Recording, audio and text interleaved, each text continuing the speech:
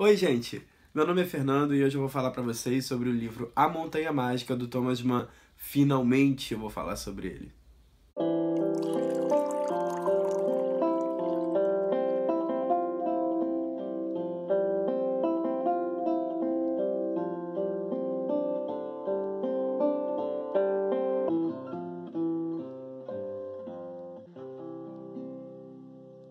A Montanha Mágica foi publicado pela primeira vez em 1924. Logo de cara, a gente conhece o personagem Hans Castorp, que é um alemão, jovem, herdeiro de uma fortuna e que é o protagonista da história. Ele está a caminho do sanatório para tuberculosos chamado Berghof. Ele está indo visitar o primo dele, Joaquim, e que parece que o Joaquim está com alguma doença pulmonar que a gente ainda não sabe se é tuberculose ou não. Quando ele chega no sanatório, ele conhece várias pessoas de vários países diferentes, porque os tuberculosos ricos da época, todos eles iam se tratar nesse sanatório. Era um sanatório internacional, recebia pessoas de diversos países, mas bem mais da Europa.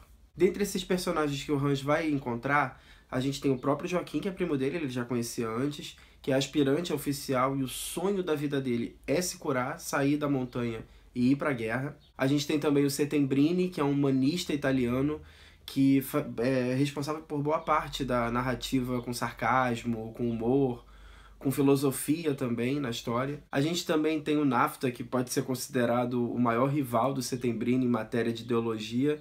O Nafta, ele é um judeu convertido ao catolicismo radical e que vai discutir muito com Settembrini e com Hans ali só assistindo. Temos o Peppercorn, que também é um personagem muito interessante, mas que só vai aparecer lá para depois da segunda metade do livro. E temos também a Madame Chauchat, que ela é uma russa pelo qual o Hans Castorp se apaixona e é o principal motivo pelo qual o Hans Castorp vai passar um bom tempo nas montanhas. Mas o mais interessante é a gente perceber que todas essas nacionalidades diferentes, todas essas culturas diferentes desses personagens trazem uma convergência entre culturas. E isso se junta num lugar só e pode não dar muito certo. Porque a gente vai ver diversas contradições que existiam na Europa naquela época. O Hans tinha a pretensão de ficar só 3 semanas no hospital, só para visitar o primo, Joaquim, depois ir embora e seguir a vida dele lá embaixo. Ele, inclusive, se dizia super saudável, um cara completamente 100% saudável. E é engraçado que um dos médicos, né, do sanatório chegou para ele e falou uma frase que ficou muito na minha cabeça. Ninguém é saudável. Ou seja, ninguém é 100% saudável. O ser humano nunca está num estado de perfeição. A gente pode ter problemas psicológicos, pode ter problemas de saúde mesmo, físico, podemos ter problemas emocionais também. A gente nunca está 100% bem. Antes mesmo dessa conversa que ele teve com o médico, a gente fica sabendo que quando ele era criança, ele já tinha tido problema com anemia, já não era um menino muito forte, era meio fraquinho. Além dele ter chegado no sanatório e conhecido diversas nacionalidades e culturas diferentes, ele também se deparou com uma nova estrutura. Uma estrutura que não era o que ele estava acostumado na planície. Muito pelo contrário, ela era completamente diferente. Dando um exemplo rápido, por exemplo, isso ele já notou no primeiro dia, que foi um dia muito rico para ele, muito rico de informação. As pessoas acordam, comem alguma coisa, depois elas voltam a dormir, ainda de manhã elas voltam a comer, depois voltam a dormir, depois almoçam, tem um período de descanso que é dormir e depois comem de novo e voltam a dormir. Eles sempre têm muitas dormidas e muitas refeições ao longo do dia. Além disso, também eles têm o período de caminhada, para fazer um exercício, né? Para andar, respirar o ar puro da montanha, porque esse tratamento consiste justamente em a pessoa ter uma boa alimentação, dormir bem e ainda sentir o ar rarefeito e seco, que é o ar que tem nas montanhas. E não é só o fato de ir para um lugar e só comer e dormir. Esse lugar também não é qualquer lugar.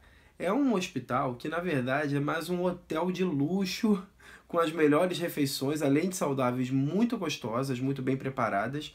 Eles, ao longo da noite, eles dormem na cama, mas no período da tarde, e também acho que o início da noite, eles dormem em umas cadeiras fantásticas, muito bem descritas pelo Thomas Mann, que são cadeiras reclináveis, e que tem um cobertor que, depois de você aprender todo um método de se enrolar naquele cobertor, naquela cadeira, você não quer mais sair de lá. É uma coisa tão boa, que você não quer sair. E, inclusive, a descrição do livro é um dos pontos mais fortes. A forma como Thomas Mann escreveu esse livro, como ele descreveu as coisas que ele imaginava, como ele fez toda a narrativa, é muito interessante. Até porque não é um livro que seja recheado de ações. O livro prende muitíssima atenção, mas por ser muito bem escrito e por a gente ver no nosso cotidiano, se dá conta que o tempo também é daquele jeito com a gente. Da mesma forma que o Thomas Mann escreveu nesse livro. Mas o que eu quero falar sobre o tempo, né? O que é um dos principais assuntos desse livro. Ele aborda tempo e morte. O tempo, eu vou dar um exemplo para vocês. As primeiras 24 horas do Hans Castorp, a gente lê e lê e lê e fica parecendo que, na verdade, se passaram uma semana, porque são 150 páginas de coisas que ele vai conhecendo, de pessoas que ele vai conhecendo, de coisas que ele vai ouvindo, de sensações que ele tem, que parecem ser assim, tipo, uma semana. E, na verdade, tudo isso se passou em um único dia. E esse é que é o barato do Thomas Mann, e eu tenho certeza que isso é que ele quis passar. A gente sente nas folhas do livro, assim como a gente sente na nossa vida. A gente parece que embarca junto com Hans Castorp dentro daquele tempo não muito coerente e vive aquilo junto com ele. Para quem não leu o livro, tentar entender um pouco melhor o que eu estou querendo dizer em relação a esse tempo, é o seguinte: se você tem 30 anos ou mais, vai entender melhor o que eu vou falar. A nossa infância e adolescência são cheias de novidades, certo? Os brinquedos novos, os lugares novos que os nossos pais levam a gente, depois a gente vai para a faculdade, depois a gente se forma, que é um momento muito importante e de explosão de alegria, e aí depois você encontra o primeiro emprego. A partir do momento do primeiro emprego, você começa a se preocupar com outras questões. Com dívida, com contas a pagar no próximo mês. A sua vida já começa a entrar nessa repetição. Todo mês preocupado com o próximo mês, e depois preocupado com o próximo, e depois com o próximo, e depois com o próximo, e é sem fim. A partir do momento que você começa a trabalhar, você começa a se preocupar muito com dívidas e passa a não perceber mais o seu tempo. E isso acaba fazendo com que o tempo, por mais que você às vezes ache o seu dia no trabalho entediante, você passa 8, 9 horas no seu trabalho, querendo que aquele tempo passe rápido, você consegue realmente com que aquele tempo passe rápido, mas não naquela hora. Naquele momento você acha que ele está passando devagar, mas na sua memória, futuramente, todos aqueles dias se passaram assim. Quer tentar entender melhor isso que eu quero dizer? Vamos lá. Tenta imaginar duas passagens de tempo. Ambas são 5 anos. Uma, você está entre os seus 15 e 20 anos. Se passaram 5. E a outra, você está dos seus 30 aos 35 anos. Essas duas passagens de tempo de 5 anos duraram a mesma coisa para você na sua memória? Isso porque os dias entediantes e os dias repetitivos, onde as coisas são repetidas, a nossa mente, por um mecanismo natural, sublima tudo que é muito repetido e muito entediante. Então isso acaba dando a impressão de que aqueles dias mal existiram. E isso só no futuro, porque naquele momento que tá chato, é entediante e é demorado. Dito tudo isso que eu falei para vocês, eu acho que agora vocês podem entender perfeitamente bem por que o primeiro dia do Hans Castorp no sanatório duraram aproximadamente 150 páginas, 200 páginas, dependendo da sua edição.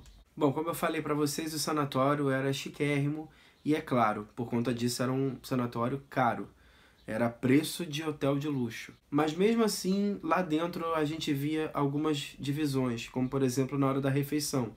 Havia a mesa dos russos aristocráticos e a mesa dos russos ordinários. Eram russos que eram ricos agora, mas que não nasceram em berço de ouro, né? Digamos que eles eram os novos ricos, os emergentes. Mas o Hans Castorp não estava nem aí, ele falava tanto com a mesa dos aristocráticos quanto da dos ordinários. Ele era super tranquilo em relação a isso. Era um cara que não tinha preconceitos, é um personagem que a gente se apaixona, é um personagem que a gente tem um maior carinho e que quer ser maior amigo e viver lá naquela mordomia da montanha. Até porque na montanha a gente não tem aquela preocupação, a gente não tem aquele senso de responsabilidade, não precisa ter. Lá a gente vive uma vida de Cleópatra, uma vida de gato, onde a gente é servido do bom e do melhor, as pessoas fazem tudo por você. Então é maravilhoso, você fica lá no cobertorzinho, com um friozinho rolando, pô, maravilhoso. Eu nem queria saber de outra vida. O Hans Castorp se dizia com uma excelente saúde. Ele falava que a saúde dele era perfeita e que ele não ia cair doente.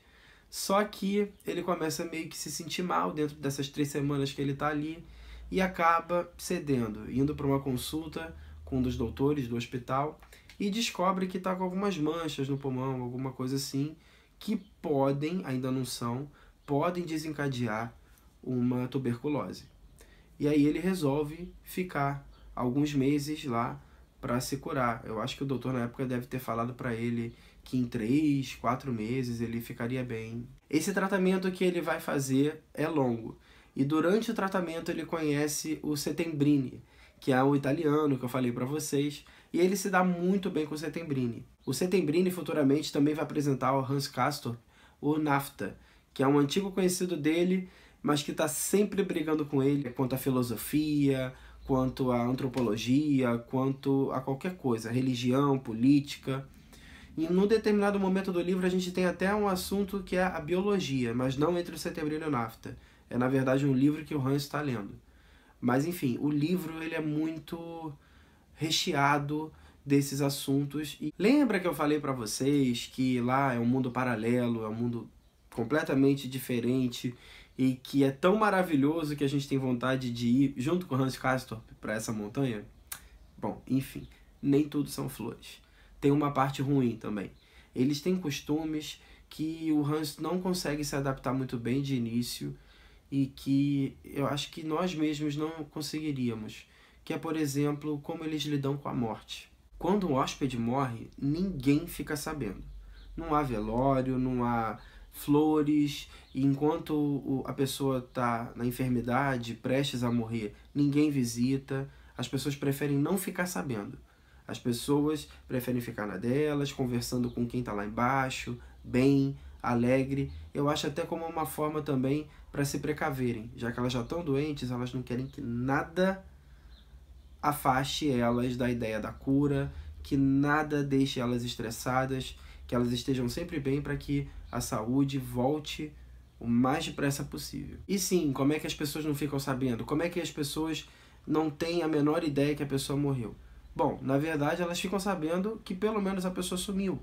A pessoa simplesmente deixa de aparecer na cadeira das refeições, onde ela normalmente sentava, ela já não caminha mais com os amigos que ela fez no sanatório, ela simplesmente desaparece. E o Hans Castorp fica indignado com isso, porque a pessoa, no momento em que ela está mais precisando de outras pessoas, mandando um apoio, uma carta de apoio, ou pelo menos dando um pouco de carinho e afeto para o enfermo naquela hora, as pessoas somem e não querem saber. A pessoa que está naquela enfermidade tem que passar por aquilo sozinha. Os funcionários levam os corpos numa espécie de trenó para a planície, e isso feito de uma forma muito rápida, para ninguém perceber, ninguém ficar sabendo. Normalmente é feito de madrugada, quando todo mundo está dormindo. Enfim, ali o assunto morre. Bom, e aí o Hans se apaixona pela Cláudia Chauchet. E eles ficam, às vezes, trocando diálogos em francês, e vem escrito em francês no livro mesmo. Nessa edição que eu tenho, que eu mostrei para vocês, é traduzido, mas na da Nova Fronteira, por exemplo, não é. A pedido do próprio Thomas Mann, ele disse que não queria que traduzissem, mas eles têm uma relação ali, ela uma relação de domínio, ao mesmo tempo de sensualizar para ele, e ele ali totalmente apaixonado por ela, e ela meio que esnobando. E aí, um belo dia, ele recebe a notícia de que ele pode sair do hospital porque ele tá bem, ele tá ótimo, ele pode voltar para a vida dele. Só que ele tá ali apaixonado, gamadão pela mulher, ele não vai embora, não só por conta disso, mas também por outras questões. Por exemplo, ele começa a pensar que o que ele está gastando ali nas diárias do hotel é muito menos do que o lucro que ele tem da fortuna da herança que ele recebeu. Os lucros, os rendimentos da poupança em que estão esse dinheiro ou qualquer coisa do tipo são muito maiores. Então, tipo, ele está sempre e sempre economizando, por mais que ele gaste dinheiro num hotel caríssimo. E ele também pensa que voltar para a vida lá embaixo seria arranjar um emprego, um trabalho, trabalhar e correr atrás de sempre acumular mais e mais e mais dinheiro. E não é o interesse dele. Ele não quer isso para ele. Ele quer viver ali na tranquilidade. Ele descobriu o paraíso e dali ele não quer sair. Aí você vê essas questões, né? O que você quer para sua vida? Qual é o sonho que você tem? Porque o Hans acaba descobrindo que o sonho dele, na verdade, é ficar ali. Pelo menos naquele momento ele quer ficar ali e ele fica. Já o Joaquim, o primo dele, não suporta a ideia de permanecer nem mais 2, 3 dias lá e tá louco para ir embora, tá louco para ir pra guerra, fazer o que ele tiver que fazer. Ele quer viver a vida dele ativamente. E o Hans já não se preocupa com isso. O Joaquim tanto quer ir pra guerra que no momento do livro ele acaba se dando alta, quando na verdade não podia, o médico não liberou, e vai para lá para baixo, para ir pra guerra. E todo mundo se despede dele, ficam felizes da vida, de que ele vai, porque o médico deu meio que uma esperança de que muito provavelmente nada ia acontecer com ele lá embaixo, que ia ficar tudo bem, ele esperava pelo menos que ficasse. E aí pronto, ele vai e todo mundo pensa que nunca mais vai vê-lo. Em um determinado momento do livro, a Cláudia vai mais uma vez para a planície, vai embora, deixando o Hans Castorp lá sofrendo, morrendo de saudades dela. Mas, como mais uma vez também, ela volta. Só que dessa vez ela volta acompanhada. Ela volta acompanhada pelo Pecorn. Acho que esse é o nome dele, eu não sei falar, gente. E esse personagem é um personagem muito interessante, porque ele é feliz, ele é extrovertido, mas ao mesmo tempo ele também tem umas manias, tem algumas coisas que não se pode falar, que ele fica puto, enfim. Mas é um personagem muito bacana, que o Hans Castorp tenta odiar a todo custo, mas não consegue. Acaba se afeiçoando pelo personagem e até ficando amigo dele. E esse momento da história é um momento muito legal. Esse personagem dá uma festa, todo mundo vai, enche a cara. Depois acontecem umas coisas aí que são um pouco tristes, desencadeia por um final de hospedagem meio triste. Quem lê vai ver. Eu gostei muito dessa parte do livro, pelo menos. Mais tarde também a gente vai ver um episódio onde chega uma personagem jovem que é mediúnica e ela promove uma mesa branca onde vários personagens vão participar. Dentre eles o Hans Castorp, por mais que ele não acredite muito nessas coisas, ele acaba cedendo. E um personagem da história, e que já foi citado aqui, porque é um dos principais, mas eu não posso dizer quem é, aparece em forma de espírito para o Hans Castorp. Fica um pouco a dúvida se realmente apareceu ou não, eu acho que também fica muito a critério de cada um acreditar ou não, né, na presença e na existência de espíritos, mas para mim, eu pelo menos acreditei, e achei essa parte até bem tocante. Foi uma parte que passou um tanto rápido no livro, é bem no finalzinho, mas eu gostei muito, muito mesmo. E é isso que eu achei o mais interessante no Thomas Mann, porque ele não joga as coisas assim simplesmente por jogar. Ele faz você pensar, ele joga de uma forma subjetiva, você acredita naquilo ou não, então você tem uma liberdade muito grande dentro do livro para pensar o que você quiser e tomar para si o que você quiser. Eu gostei muito desse livro, gostei demais da escrita do Thomas Mann. Foi a minha primeira e até agora a única obra que eu li do autor, mas já tenho aqui as outras obras dele, já tenho o Dr. Fausto, já tenho A Morte em Veneza, com outro conto que vem junto, que eu nunca sei o nome, acho que é Antônio Krieger, né? E tem também os Bodenbrook, que parece que vai ser o próximo que eu vou ler, por indicação de um amigo meu e de um canal que eu assisti também. Eu quero muito ler os Bodenbrooks. Então é isso, gente. Bom, o que eu posso falar agora da Montanha Mágica? Sensacional! Não teve outra leitura esse ano que tenha superado. Inclusive, é um dos meus livros prediletos de todos existentes, até agora. Eu amei demais, tanto que só pelo fato de eu ter lido ele, eu ganhei esse livro de uma amiga minha, e depois de eu lê-lo, eu já comprei todo o restante da obra dele, porque, tipo, eu confiei plenamente nas obras. Não estou dizendo que, eu já vou gostar de todas elas, mas eu já confiei que eu tenho grandes chances e grandes possibilidades de gostar de todas elas. Então é isso. Se vocês gostaram do vídeo, não esqueçam de dar um joinha, de curtir, de compartilhar. E compartilhem para seus amigos mesmo, tá? Porque isso é importante. Sigam nas redes sociais também, porque lá de vez em quando eu faço live, principalmente no Instagram. E é isso aí. Beijo, tchau, tchau.